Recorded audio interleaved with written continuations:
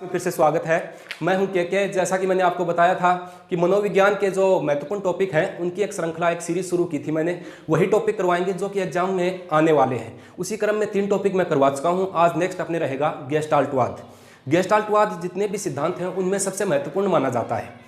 क्यों माना जाता है? देखो, मैं पहले बता चुका हूं आप लोगों को कि एक तो व्यवहारवादी संप्रदाय हो गया था और एक गेस्टाल्टवादी संप्रदाय बन गया था। गेस्टाल्टवादी संप्रदाय या गेस्टाल्टवादियों ने व्यवहारवादियों की जो विचारधारा थी उसका खंडन किया था इन्होंने।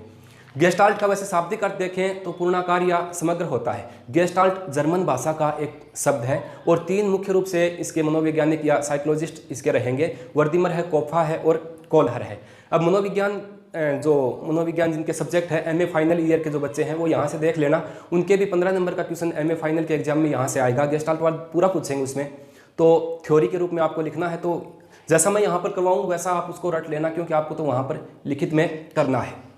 ठीक है, तो उसी क्रम को आगे बढ़ाते हैं और आज का अपना चैप्टर रहेगा गेस्टाल्टवाद के बारे में। अब गेस्टाल्टवादियों ने यह बताया है कि पूर्ण जो है वो अंश से बेहतर होता है। वैसे अपने मनोविज्ञान में या अधिगम वाले पार्ट में या जो इसकी विधियां हैं उसमें अपने यही पढ़ते आए हैं हमेशा से कि अंश से पूर्ण की ओर। ठीक है, यानी पहले कोई छोटा काम करते हैं फिर बड़ा काम अपने आप सरल हो जाता है। इन्होंने इसमें उल्टा बताया। इन्होंने कहा है कि पूर्ण से अंश की ओर, यानी पूर्ण जो है वो अंश से बेहतर होता है। ठीक है, इन्होंने क्या किया मैं बता देता हूं। देखो, चलो मुद्दे की बात ही कर लेते हैं। गेस्टाल्टवाद, गेस्टाल्टवाद या गेस्टाल्टवादी संप्रदाय या गेस्टाल्टवाद सिद्धांत इसको अपने कहेंगे। इसके बारे में पढ़ेंगे। यह है आज का अपना चैप्टर। ठीक है, गेस्टाल्टवाद जो है इसके बारे में शुरू ही कर देता हूं मैं। देखो, महत्वपूर्ण बातें जो परीक्षा में आएगी वही बताऊंगा। वैसे मैं पूरा लेकर के आया हूं, चैप्टर पूरा करवा देंगे। गेस्टाल्ट जो है इसकी स्थापना कब हुई थी? इसकी स्थापना एक बार देखो, थोड़ा सा इससे हटके बता देता हूं आपके। देखो, कोई भी फिल्म होती है उसकी पहले थोड़ी सी स्टोरी बतानी जरूरी होती है, नहीं तो क्या समझ में नहीं आ पाएगा आप लोगों की गेस्टाल्टवाद होता क्या है। उस समय मनोविज्ञान जब आया, दर्शन शास्त्र से अलग हुआ, तो ये 2 संप्रदायों में बट गया था। ठीक है, एक तो थे गेस्टाल्टवादी और दूसरे कौन से थे? व्यवहारवादी संप्रदाय। यानी इन्होंने अलग अलग सिद्धांत दिए और 2 संप्रदायों में विभक्त हो गए, 2 पार्टियां बना ली। एक तो हो गए व्यवहारवादी और दूसरे हो गए गेस्टाल्टवादी। अब व्यवहारवादियों में कौन कौन आए थे ये मैं पीछे की क्लास में करवा चुका हूं। स्किनर महोदय इसी के अंतर्गत थे। स्किनर थे, थॉर्नडाइक थे, ठीक है, पावलोव थे, गुथरी थे और CL हल और वाटसन। ये सभी व्यवहारवादी संप्रदाय के प्रवर्तक रहे हैं। देख रहे हो आप, स्किनर, थॉर्नडाइक, पावलोव, गुथरी, हल है और वाटसन है। ये सभी व्यवहारवादी संप्रदाय के थे। इन्होंने अपने सिद्धांत दिए, इनके अलग अपने तर्क थे। इसी व्यवहारवादियों के टक्कर में या कहें विरोध में गेस्टाल्टवादी संप्रदाय उजागर हुआ। और गेस्टाल्टवाद में अपने देखें तो कौन कौन आए? वर्दीमर थे, कर्ट कोफा या कोफा केलाई नाम आता इनका, ये थे। कोलहर थे, ठीक है, बांडुरा, ब्रूनर, गेने। तो ये सभी अपने देखें तो ये कौन से हैं? ये सभी मनोवैज्ञानिक या साइकोलॉजिस्ट जो हैं ये तो रहेंगे गेस्टाल्टवादी हैं। और ये सभी जो हैं स्किनर, थॉर्नडाइक, पावलोव, गुथरी, हल, वाटसन, ये व्यवहारवादी हैं। ठीक है, गेस्टाल्टवादियों ने व्यवहारवाद की विचारधारा जो थी इनका खंडन किया था और गेस्टाल्टवादियों ने अंशवाद का भी खंडन किया था। इसका खंडन किया था भाई, अंशवाद का खंडन किया था। अंशवाद का प्रवर्तक देखें तो विलियम जेम्स को माना जाता है। विलियम जेम्स जो है ये अंशवाद बताने वाले थे, टीचनर थे। एक प्रश्न परीक्षा में ये पूछा हुआ है यूपी टेट में कि अंशवाद का प्रवर्तक किसको माना जाता है? विलियम जेम्स को माना जाता है और टीचनर इसके शिष्य रहे थे। इनका सबसे ज्यादा खंडन किसने किया था? गेस्टाल्टवादियों ने किया था। इन्होंने कहा कि किसी भी कार्य को करते हैं तो उसका प्रारंभ अंश से, छोटे टुकड़ों से होना चाहिए, होल टू पार्ट्स। समझ गए? तो ये अंशवाद जो है इन्होंने बताया। और इन्होंने क्या किया? इन्होंने कहा है कि पूर्णाकार होता है, यानी कि पूर्ण जो है पूरा कार्य वो अंश से बेहतर होता है। पुनः सुनो, पूर्ण जो है वो अंश से बेहतर होता है। समझ गए? या मैं इंग्लिश में इसको कहूं, the whole is more important than the parts. ये इन्होंने कहा है गेस्टाल्टवादियों ने। समझ गए होंगे? हाँ, तो मैं बताना ये चाहता था कि गेस्टाल्टवाद पढ़ेंगे, 2 संप्रदायों में विभक्त हो चुका था। व्यवहारवादियों की बात हो चुकी है पहले क्लास में और आज अपने गेस्टाल्टवाद के बारे में अध्ययन करेंगे। अब देखो, गेस्टाल्टवाद जो है इसकी स्थापना की बात हो रही थी। गेस्टाल्टवाद की स्थापना मुख्य रूप से 1911-12 में की थी। किसने की थी भाई? मैक्स वर्दीमर ने, मैक्स वर्दीमर ने, ठीक है, इन्होंने की थी। और ये जर्मन मनोवैज्ञानिक थे, जर्मनी के रहने वाले थे, याद रख लेना, ठीक है। गेस्टाल्टवाद की स्थापना किसने की? 1911-12 में मैक्स वर्दीमर ने की थी, जो कि जर्मनी के एक साइकोलॉजिस्ट हुआ करते थे। अब इस गेस्टाल्टवाद का प्रारंभ देखें, देखो स्थापना तो मुख्य रूप से 11-12 में हुई थी, लेकिन अगर प्रारंभ देखें तो प्रारंभ इसका कर्ट कोफा इन्होंने ही कर दिया था। 1887 से 1941 तक इन्होंने इसमें काम किया था, ठीक है। इसका प्रारंभ तो हो गया था 1887 में ही। अब इसके बाद में एक और साइकोलॉजिस्ट इनके साथ जुड़ते हैं, उनका अगर मैं पूरा नाम लिखूं तो उनका नाम मिलता है वोल्फगैंग कोहलर। ये भी इसी के साथ जुड़ गए थे। इन्होंने भी 1887 में इसी सिद्धांत में काम करना शुरू किया और 1967 तक इन्होंने ये कार्य किया था। अब कहने का मतलब ये है, सीधी और स्पष्ट बात ये है, मैं अगर पूरे एक लय में रिदम में आपको बताऊं तो एक बात ये आती है कि गेस्टाल्टवाद संप्रदाय में कौन कौन मनोवैज्ञानिक रहे हैं, या गेस्टाल्टवादी कौन कौन थे, या गेस्टाल्टवाद का प्रारंभ किन्होंने किया, तो तीनों के नाम आएंगे, मैक्स वर्दीमर, कोफा और कोहलर। इन्होंने ही गेस्टाल्टवाद को पनपाया था। अब उस समय कोफा जो है, कुर्ट कोफा, इनकी एक पुस्तक आई थी, द थ्योरी ऑफ गेस्टाल्टवाद। द थ्योरी ऑफ गेस्टाल्टवाद ये किसकी किताब थी? ये कुर्ट कोफा की किताब थी और ये गेस्टाल्टवाद संप्रदाय से ही संबंधित थी। जब इस बुक का प्रकाशन हुआ तो ये पूरे विश्व स्तर पर ही पहचाना जाने लग गया कि गेस्टाल्टवाद भी कोई संप्रदाय है, ठीक है। तो ये बुक इनकी आई थी। अब मैं थोड़ा सा इधर से लिखना प्रारंभ करता हूँ, ये बात आपके समझ में आ गई होगी। अब ये जो है अपने ये देखें कि गेस्टाल्ट का शाब्दिक अर्थ क्या होता है। गेस्टाल्ट का अर्थ देखें तो गेस्टाल्ट जो है ये जर्मन भाषा का शब्द है भाई। किस भाषा का है? जर्मन भाषा का शब्द है गेस्टाल्ट, और इसका अर्थ होता है पूर्ण आकार या समग्रता, ठीक है। गेस्टाल्ट का ये कई दफा पूछा हुआ, परीक्षा में पूछा हुआ प्रश्न है कि गेस्टाल्ट का शाब्दिक अर्थ होता है पूर्ण आकार। गेस्टाल्ट किस भाषा का शब्द है? तो जर्मन भाषा का शब्द है, जर्मन भाषा का ही होगा, जर्मनी के ही थे मैक्स वर्दीमर, तो जर्मन भाषा का शब्द है और इसका अर्थ होता है पूर्णाकार, ठीक है। इस सिद्धांत में क्या बताया इन्होंने कहा कि पूर्ण जो है पूर्ण अंश से बेहतर होता है, पूर्ण अंश से बेहतर होता है। किस प्रकार होता है मैं बताऊंगा आपको। पूर्ण जो है ये अंश से बेहतर होता है।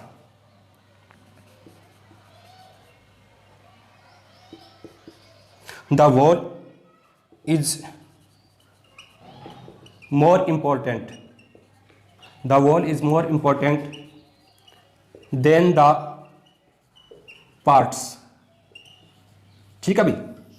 The whole is more important than the parts. कहने का मतलब क्या हुआ कि पूर्ण जो है वो अंश से बेहतर होता है, ये इसमें बताया गया है। अब एक बात को समझो, हमेशा से ये पढ़ते आए हैं कि अंश से पूर्ण की ओर, पहले किसी कार्य को छोटे टुकड़ों में करेंगे, फिर थोड़ा बड़ा कार्य करेंगे, फिर उसके पश्चात थोड़ा और बड़ा कार्य करेंगे, ताकि काम जो है कार्य आसान हो जाए, ठीक है।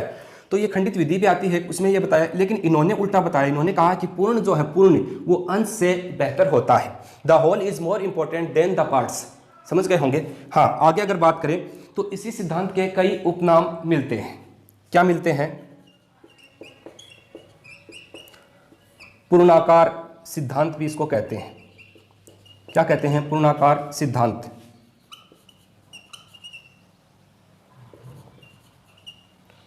होल टू पार्ट्स, ठीक है भाई, ये कहा जाता है।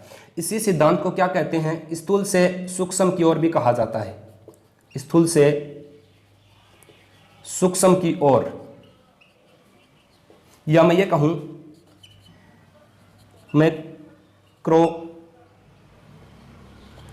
Macro to micro, macro to micro, स्थूल से सूक्ष्म की ओर। नीचे दिख नहीं रहा होगा, ऊपर लिख देंगे, चलो बाद में। एक बार थोड़ा सा ये हेडिंग देख लो आप। आज का अपना जो टॉपिक है वो गेस्टाल्टवाद संप्रदाय है, और गेस्टाल्टवाद संप्रदाय में मुख्य रूप से क्या बताया है? इन्होंने कहा कि पूर्ण जो है वो अंश से बेहतर होता है, उल्टा बताया है इन्होंने, ठीक है।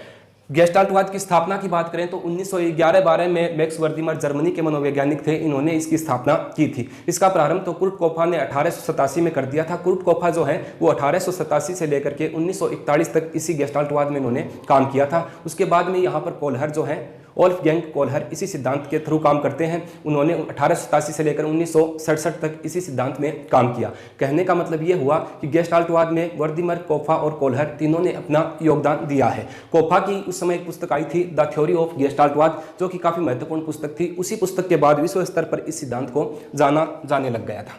ठीक है, गेस्टाल्ट का अगर शाब्दिक अर्थ देखें तो ये जर्मन भाषा का एक शब्द होता है और इसका अर्थ होता है पूर्णाकार या समग्रता। इन्होंने पूर्ण से अंश की ओर इसी पर जोर दिया था। इन्होंने कहा था कि पूर्ण से अंश बेहतर होता है। ठीक है भाई, the whole is more important than the parts, यानी कि पूर्ण से अंश बेहतर होता है। इसी सिद्धांत को पूर्णाकार सिद्धांत कहा जाता है। होल टू पार्ट्स या स्थूल से सूक्ष्म की ओर, मैक्रो टू माइक्रो भी इसी सिद्धांत को ही कहा जाता है। ऊपर लिख देता हूँ, देख लिया होगा आपने। हाँ, बहुत ही ज़्यादा इंपॉर्टेंट टॉपिक है भाई। यहाँ से इसमें से कौन कौन से प्रश्न बनते हैं मैं बताऊँगा आपको, अच्छा लगेगा आपको सुन करके। हाँ सर, ऐसे प्रश्नों में तो पढ़ने में मज़ा भी आता है, और अगर एग्जाम में ऐसे प्रश्न आ जाए तो कहीं ना कहीं एक प्रॉब्लम आ भी सकती है। हाँ, आगे देखें तो मैं वापस लिख देता हूं, इसी सिद्धांत को समग्रता का सिद्धांत कहा जाता है। समग्रता का सिद्धांत भी इसी को ही कहा जाता है। ये थोड़ी सी यहाँ पे मार्कर प्रॉब्लम हो जाती है, पूरी दिन क्लासें करवाते हैं। अगर इसको मैं कहूं द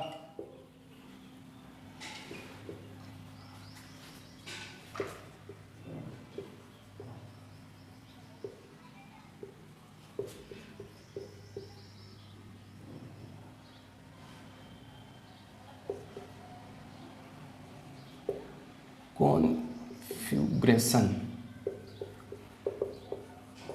हाँ ये है the total pattern of configuration, यानी कि समग्रता का सिद्धांत भी इसी को ही कहा जाता है। वापस लिख देता हूं, स्थूल से सूक्ष्म की ओर भी कहा जाता है। स्थूल से सूक्ष्म की ओर बता चुका हूं, नीचे दिख नहीं रहा होगा इसलिए वापस लिख देता हूं। मैक्रो टू माइक्रो, ये भी इसी सिद्धांत का नाम मिलता है। ठीक है भाई, तो इसी सिद्धांत को देखो 3-4 नाम आ गए हैं। समग्रता का सिद्धांत, पूर्णाकार का सिद्धांत कहा जाता है, स्थूल से सूक्ष्म की ओर भी इसी सिद्धांत को ही कहा जाता है। तो ये कई उपनाम है, याद रख लेना आप अच्छे से। ये पूछे कि स्थूल से सूक्ष्म की ओर, मैक्रो टू माइक्रो कौन सा है, तो क्या होगा, गेस्टाल्टवाद है। ठीक है, समग्रता का सिद्धांत या अपने ये कहें the total pattern of for configuration, तो कौन सा होगा, समग्रता का सिद्धांत जो है ये गेस्टाल्टवाद ही होगा। आगे अगर अपने बात करें, अभी देखो महत्वपूर्ण बातें अब आएंगे। कुछ मनोवैज्ञानिक हैं, उन्होंने इसे आहा अनुभव कहा है। इसी सिद्धांत को आहा अनुभव कहा है। ये क्या है आहा अनुभव, ये इसी सिद्धांत के अंतर्गत ही आता है। कुछ मनोवैज्ञानिकों ने इसी सिद्धांत को कहा है। अब इन्होंने क्यों कहा है, अब ये सिद्धांत जो है ये देखो, करके सीखना या दूसरों को करते हुए देखकर सीखना, दूसरों को करते हुए देखकर सीखना, इस पर बल देता है। किस पर बल देता है, गेस्टाल्टवाद जो है या गेस्टाल्ट संप्रदाय करके सीखना या दूसरों को करते हुए देखते हैं उसके पश्चात सीखना, उस पर बल देता है। वैसे मुख्य तथ्य तो इसका यही है कि ये सिद्धांत जो है ये पूर्ण से अंश की ओर बल देता है। ठीक है, हाँ आगे अब इसमें अगर महत्वपूर्ण बातों की बात करें तो इसी सिद्धांत में एक प्रयोग जो हुआ था, जो कि कई दफा पूछा जाता है। इस पर प्रयोग हुआ था 1913 से 1918 के मध्य प्रयोग करते हैं कौन, कोलहर, वर्दीमर और कोफा। इन तीनों ने ही प्रयोग किया था, और इन तीनों ने 1913 में प्रयोग किया था सुल्तान नामक चिंपांजी पर। सुल्तान नामक चिंपांजी, इन पर प्रयोग करते हैं। अब ये क्या प्रयोग था, ये आप सभी का पूरा पढ़ा हुआ है, बीएड में भी आता है। बीएड में जो मनोविज्ञान की क्लास है वहाँ पर आता है, और एमए में तो आता ही है, बीए वालों के जो सब्जेक्ट है उनके आता ही, उन्होंने तो काफ़ी समय से इसको पढ़ रखा है। फिर भी मैं बता देता हूँ, 1913 से 1918 के मध्य कोल्हर, वर्दीमर और कोफा जो हैं ये एक सुल्तान नामक चिंपांजी पर प्रयोग करते हैं। क्या प्रयोग था वो मैं आप लोगों को बता देता हूं। इन्होंने एक चिंपांजी को, सुल्तान नामक चिंपांजी था, उसको एक खेल पिंजरे में बंद करते हैं। उसको कई दिनों तक भूखा रखा जाता है। उसी पिंजरे की छत पर कुछ केले जो है वो लटकाए जाते हैं और उसी कमरे में एक बॉक्स रखा हुआ था। चिंपांजी भूखा होने के कारण उछल कूद करके उन केलों को प्राप्त करने की कोशिश करता है लेकिन नाकाम रहता है। उसके पश्चात चिंपांजी वो बॉक्स जो है उसको केलों के ठीक नीचे लाता है और उस बॉक्स के ऊपर चढ़ करके केले प्राप्त कर लेता है। यही होता है सूझ का सिद्धांत। तो इसीलिए इस सिद्धांत को मैं लिखवाना भूल गया, सूझ का सिद्धांत भी कहा जाता है। सूझ का सिद्धांत भी इसी को ही कहते हैं। ठीक है भाई, इसी सिद्धांत को अंतर्दृष्टि का सिद्धांत भी कहा जाता है। अंतर्दृष्टि का सिद्धांत भी इसी सिद्धांत को ही कहा जाता है, या मैं ये कहूं इनसाइट थ्योरी भी इसी सिद्धांत को ही कहा जाता है। ठीक है, प्रयोग मैं ज़्यादा बता नहीं रहा हूँ, आप लोगों की समझ में आ गया। वो चिंपांजी जो था, सुल्तान नामक चिंपांजी, उस पर प्रयोग किया। उसको भूखा रखा गया, पिंजरे में ऊपर केले जो हैं वो लटकाए गए थे। बॉक्स को वो नीचे सरकाता है और केले प्राप्त कर लेता है। उसी पर ही दूसरा प्रयोग उन्होंने किया कि उसी प्रकार से एक खेल पिंजरे में सुल्तान नामक चिंपांजी को बंद किया और उस केले ऊपर छत पर लटका रखे थे। वहाँ पर दो अलग अलग पार्टों में जो लकड़ियाँ जो हैं वो रख रखी थी। वो चिंपांजी, सुल्तान नामक चिंपांजी क्या करता है, उसे दिमाग में सूझ आती है और वो उन लकड़ियों को आपस में धागे से जोड़ लेता है और उस लकड़ी के छड़ के माध्यम से केले प्राप्त कर लेता है। यानी कहने का मतलब ये हुआ कि जब विपदा आती है तो व्यक्ति सीख जाता है, व्यक्ति सूझ के माध्यम से सीखता है। ठीक है, तो ये इसमें बताया गया है। इसी सिद्धांत को सूझ का सिद्धांत भी कहा जाता है, इसी सिद्धांत को अंतर्दृष्टि का सिद्धांत भी कहा जाता है। इनसाइट थ्योरी भी इसी को ही कहते हैं। एक बार यहाँ दिख रहा होगा आपको, मैं यहाँ पर लिख देता हूँ। ठीक है, देखो इसको एक तो पूर्णाकार का सिद्धांत कहते हैं, पूर्णाकार का सिद्धांत कहते हैं, गेस्टाल्टवाद को ही कहते हैं। मैं यहाँ पर लिख देता हूँ, पूर्णाकार हो गया। इसी को ही समग्रता का सिद्धांत कहते हैं, समग्रता का सिद्धांत भी कहा जाता है। इसी को ही स्थूल से सूक्ष्म की ओर कहा जाता है, स्थूल से सूक्ष्म की ओर कहा जाता है। ठीक बात गुरुजी, और बताओ। इसी को ही अंतर्दृष्टि का सिद्धांत कहा जाता है। अंतर्दृष्टि का सिद्धांत भी इसी को ही कहते हैं। इसी को ही सूझ का सिद्धांत कहा जाता है, सूझ का सिद्धांत भी इसी को ही कहा जाता है। ठीक है, और ये मैं बता चुका हूँ कि इन्होंने बताया कि पूर्ण जो है वो अंश से बेहतर होता है। The whole is more important than the parts, यानी कि पूर्ण जो है वो अंश से बेहतर होता है।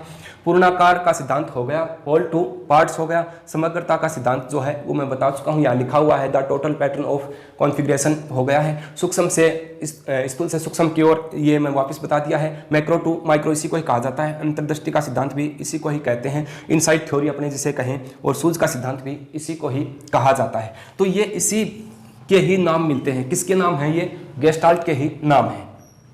प्रयोग ज़्यादा मैंने बताया नहीं है, प्रयोग आपको पता है। सिर्फ ये याद रख लेना कि हाँ, इसमें सुल्तान नामक चिंपांजी पर प्रयोग किया था। कोल्हर, कोफा और वर्दीमर ने प्रयोग किया था। 1913 में ये प्रयोग किया गया था। द थ्योरी ऑफ गेस्टाल्टवाद कोफा की एक पुस्तक आई थी। ये लास्ट में एक बार और बता दूंगा कौन कौन से प्रश्न बनते हैं, इसको देख लिया होगा आपने। अब सबसे महत्वपूर्ण बात इसमें ये आती है निकल करके कि इसके शैक्षिक निहितार्थ क्या क्या है। शैक्षिक निहितार्थ जानते होंगे, इनकी शिक्षा के क्षेत्र में इसका क्या योगदान हो सकता है इस सिद्धांत का। ये काफ़ी महत्वपूर्ण बात है। कौन सी? शैक्षिक निहितार्थ। ये कई बार परीक्षा में यहाँ से प्रश्न आता है। एक तो ये जो सिद्धांत है गेस्टाल्टवाद का, ये सिद्धांत गणित, विज्ञान व व्याकरण जैसे विषयों के लिए उपयोगी है। गणित, विज्ञान, व्याकरण जैसे जो सब्जेक्ट हैं उनके लिए उपयोगी है। ठीक है भाई, ठीक बात है गुरुजी। ये बच्चों में क्या करता है? बच्चों में ये तार्किकता, चिंतन, मनन आदि के माध्यम से जो है अधिगम को बढ़ाता है। बच्चों में तार्किकता आती है, चिंतन करते हैं, क्योंकि सूझ का सिद्धांत हो गया। ठीक, अब ये कई अपने जो विधियां हैं उनमें काम करता है। जैसे अनुसंधान विधि है। अनुसंधान विधि किस सिद्धांत पे कार्य करती है? गेस्टाल्टवाद के अनुसार ही अनुसंधान विधि कार्य करती है। एक अपने खोज विधि पढ़ते हैं, विधियां आपको सारी आती हैं। खोज विधि जो है ये विधि भी किस संप्रदाय पे? गेस्टाल्ट संप्रदाय के अकॉर्डिंग ही काम करती है खोज विधि। एक समस्या समाधान विधि है। समस्या समाधान विधि, ये विधि जो है समस्या समाधान विधि,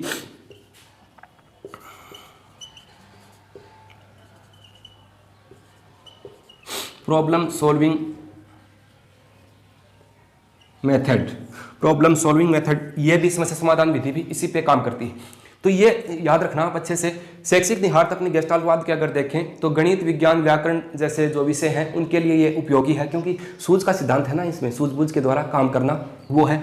अब ये बच्चों में तार्किकता, चिंतन, मनन आदि को बढ़ाता है। अधिगम के क्षेत्र में इसमें गति जो है वो तीव्र होती है। अनुसंधान विधि जो है ये भी गेस्टाल्टवाद के अकॉर्डिंग ही काम करती है। खोज विधि है, समस्या समाधान विधियां जैसी इन सभी विधियों का निर्माण जो है ये गेस्टाल्ट संप्रदाय के अकॉर्डिंग ही हुआ था।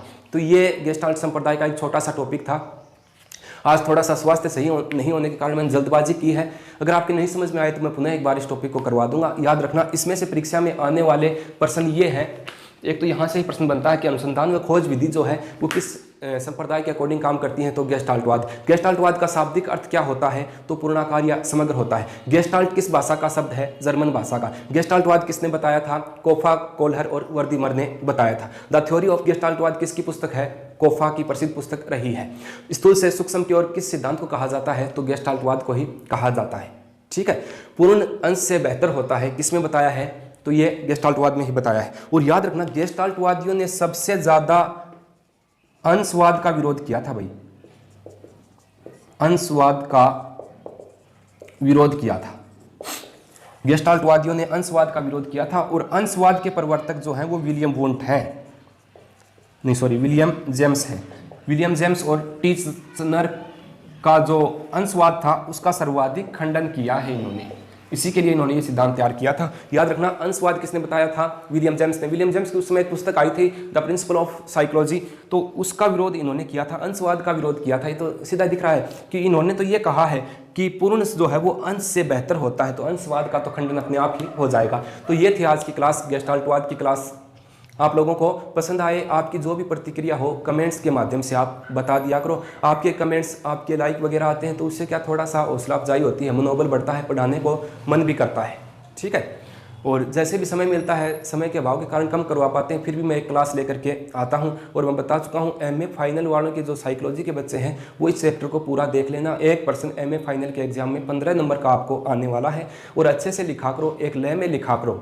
ठीक है, एक आपके लिखने में एक परवाह होना चाहिए। उस परवाह में यानी कि पढ़ने वाले को ये लगे कि हाँ पढ़ने वाला तो आपके परवाह में बहता ही चला जाए कि हाँ बच्चे ने वाह क्या बेहतर तरीके से इन्होंने लिखा है। मनोविज्ञान की अपनी एक शब्दावली होती है, उन शब्दावलियों का प्रयोग किया करो ताकि पढ़ने वाले को बेहतर लगे, आपको भी अच्छा लगे, अच्छा मार्क्स जो है वो आपको मिल सके वहाँ पर। तो अच्छा लिखा करो, अच्छा लिखने का प्रयास किया करो। अच्छा लिखा हुआ ऐसा नहीं कि दूसरे को अच्छा लगता है। जैसे अपने कोई नोट्स वगैरह बनाते हैं, अपने खुद की हैंड राइटिंग में अच्छे बनाए हैं तो वो ऑटोमेटिक 10% वहाँ पर अपने आप याद हो जाते हैं कि हाँ मैंने कितना अच्छा लिखा है। किसी दूसरे को भी देते हैं तो भी वो अच्छा लगता है। तो एक लिखने में भी एक परवाह होना चाहिए, बोलने की शैली में भी एक परवाह होना चाहिए ताकि अगले के ठेस न पहुँचे। और अपने उठपटांग ऐसे उलझ पुलझ लिख रखा है कुछ भी तो एग्जामिनर के वो खरोंचता है, दिल को एक खरोंच सी लगती है। और एग्जामिनर के दिल को अपने जितना खरोंचेंगे तो वो अच्छे मार्क्स अपने को कहाँ से देगा फिर। ठीक है, तो अच्छे से आप इस टॉपिक